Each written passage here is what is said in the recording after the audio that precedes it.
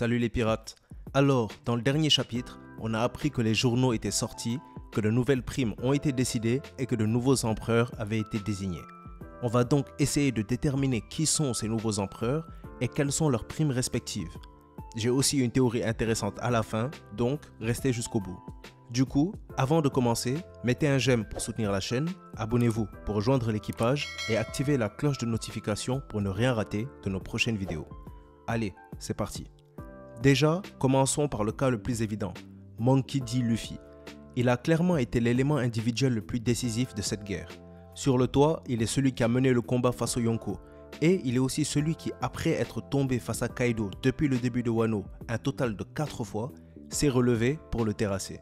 Luffy a battu directement un empereur en 1 contre 1, donc il accédera forcément au titre de Yonko. Luffy est donc évidemment le premier empereur. Mais la vraie question le concernant est donc quelle sera sa prime? Eh bien, généralement les nouvelles primes se basent sur l'impact d'un événement particulier et sur la prime de l'adversaire battu.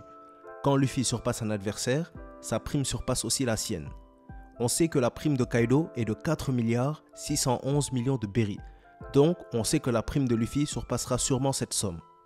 Un chiffre qui est souvent associé à Luffy est le chiffre 56, puisqu'en japonais 5 se lit Go et 6 Mu, donnant ensemble Gomu, qui est la nature de Luffy étant fait de caoutchouc.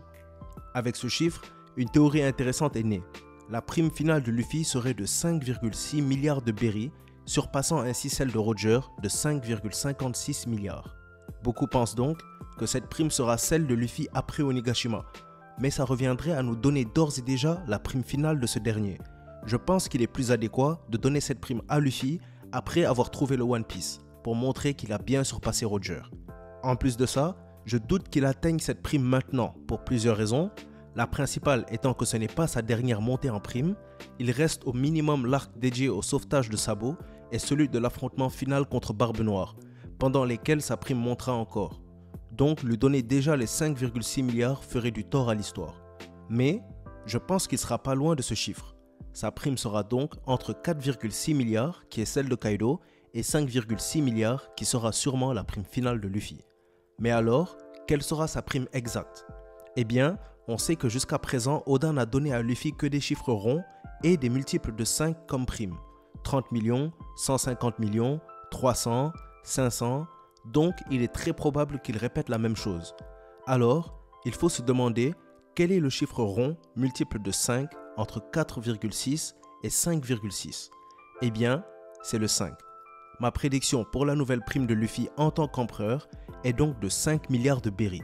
Une prime qui illustre non seulement sa force, mais aussi son accomplissement, qui est d'avoir terrassé la créature réputée comme la plus forte du monde, et faisant donc de Luffy l'empereur avec la plus grande prime. Maintenant, qui sera le nouvel empereur aux côtés de Luffy? Je pense que la plupart s'accordent pour dire qu'un de Law et Kid sera comme Luffy, un des nouveaux empereurs des mers. Certains pensent même que les deux seront empereurs.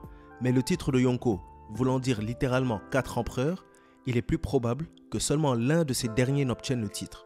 Donc, avant de déterminer lequel des deux sera le prochain empereur, parlons déjà de leurs accomplissements pendant la guerre et de la chute de Big Mom. Kid et Law ont participé à la bataille du toit avec le reste des supernovas et ont été impressionnants. Mais, ce qui a vraiment déterminé leur importance lors de la guerre, c'est bien sûr leur affrontement contre Big Mom. Parce que, c'est après un long combat contre l'impératrice Gluton, où ces deux-là ont réussi à faire évoluer leurs fruits, et après de multiples attaques coordonnées qu'ils ont réussi à venir à bout de Big Mom.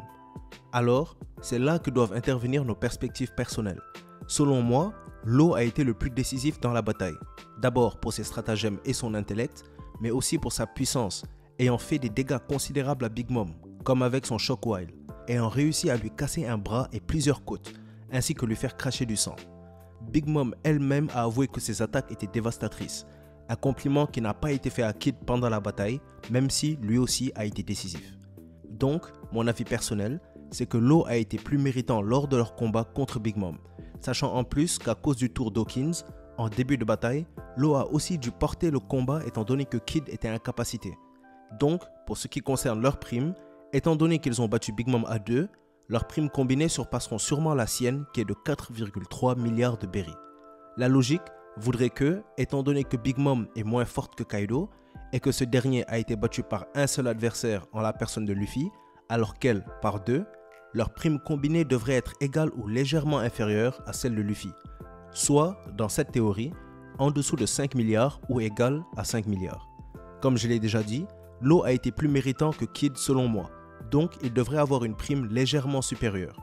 Que Law ait une prime de 2,6 milliards et Kid une prime de 2,4 milliards serait alors l'issue la plus logique selon moi. Maintenant, dans One Piece, c'est pas toujours la logique qui compte, mais la perspective. Par exemple, celle du gouvernement mondial et du journal de Morgans, qui a une importance pour ce qui concerne la perspective et la vie publique. Étant donné qu'Apu est celui qui informe Morgans, ce dernier est sûrement au courant que Kid a rejoint l'alliance contre Kaido. Mais le gouvernement pourrait considérer que les leaders de l'alliance étaient Law et Luffy, étant donné que leur alliance a été déclarée au monde. Donc, là encore, l'argument pour le prochain empereur penche plus vers Law que vers Kid. Mais One Piece, c'est aussi la volonté de l'auteur, et pour dire vrai, Kid a été peint comme un rival pour Luffy depuis Sabaody, et même pendant l'arc Wano à Udon. Sans compter que la réputation compte aussi dans ce qui concerne les primes, et comme Kid a la réputation d'être particulièrement violent, sa prime pourrait en bénéficier. Donc, un caprice de l'auteur pourrait faire passer Kid empereur et lui donner une prime supérieure. Je pense donc que de Law et Kid, si on se base sur les événements concrets et la logique des choses, Law doit être celui qui deviendra empereur. Mais quand on regarde aussi la perspective de l'auteur concernant Kid, il pourrait aussi être un bon candidat. La seule autre possibilité est que les deux remportent le titre d'empereur et obtiennent une même prime de 2,5 milliards de berry. Mais c'est très peu probable, étant donné que le titre de Yonko est réservé à un cercle de 4 personnes. Voilà ce que j'en déduis. Selon mon avis, Law sera l'empereur avec une prime de 2,6 milliards de berry et Kid sera juste derrière avec une prime de 2,4 milliards de berry, faisant une somme égale à celle de Luffy qui serait de 5 milliards. Maintenant, la dernière possibilité, la théorie que je vous ai promise dans l'intro. Il est aussi possible que ni Kid ni Law ne soit le deuxième empereur en question. Après tout, ils ont combattu Big Mom à deux, ce qui rend pratiquement impossible l'attribution du mérite. Mais alors, qui serait l'autre empereur? Peut-être un des ex-Shichibukai? Doflamingo est en prison. Mihawk a le niveau en termes de force selon moi, mais ne possède ni équipage ni territoire. Boa Hancock, ça pourrait être intéressant, étant donné qu'elle remplacerait la seule femme du Quatuor des Yonko. Elle est forte, possède son équipage, son armée et a un territoire.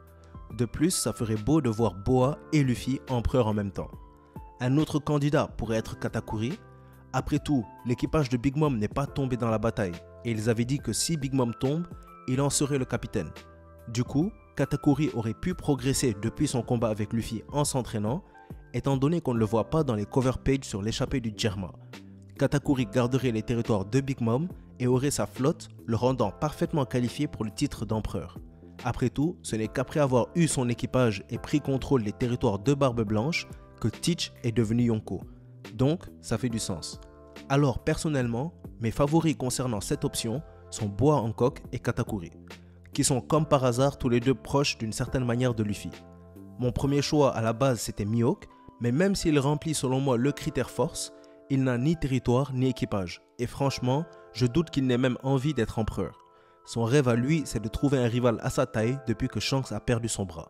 Mais il faut avouer que ça serait intéressant de voir Mihawk Yonko, rien que pour les débats entre Shanks et Mihawk.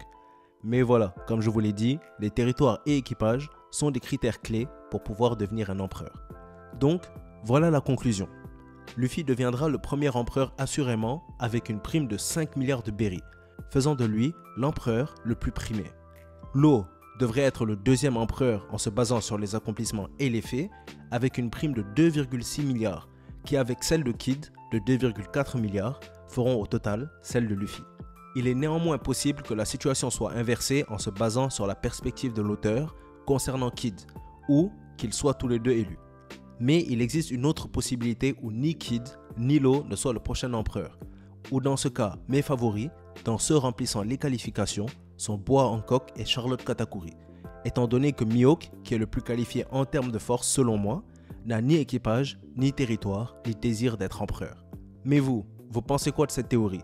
Quelle sera la prime de Luffy? Qui de Law ou de Kid sera le deuxième empereur? Quelles seront leurs primes? Si l'un des deux ne devient pas Yonko, qui, selon vous, sera nommé? Partagez vos avis avec nous en commentaire.